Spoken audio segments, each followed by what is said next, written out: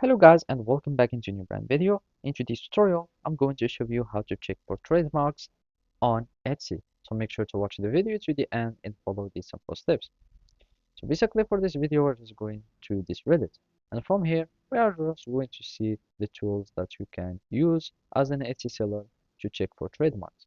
As you can see, there are these suggestions. There is Everbee, Allura, and there is the Timbrella.com. And basically for Everbee, you already have an integration that you can use on Etsy. So here we are on the shop manager. And now all we'll be needing to do is to simply go to the apps so we can search for an Everbee integration. So we can click on apps and from here you will find all browser. So here you already find see Everbee. If you cannot find it here, you can simply go to customer and reach promotion section and you would find Everbee.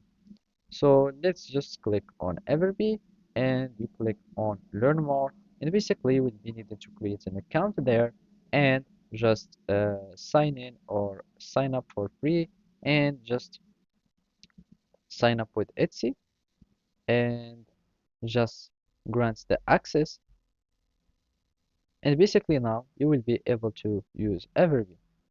So as you can see, you can just choose the templates that you would find or that you want, either to find the best product to sell on the internet, analyze trend, and make data-driven grow business, or whatever you like. So let's just go for the first one, and simply you will need just to go through. Uh, you can add the Everbee, products analytics, etc.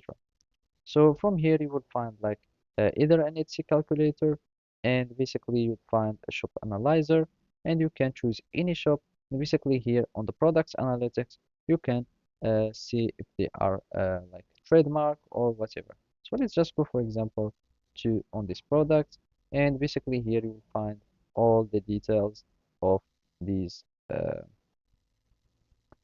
listing. So basically that's it. Thank you for watching and see you next time.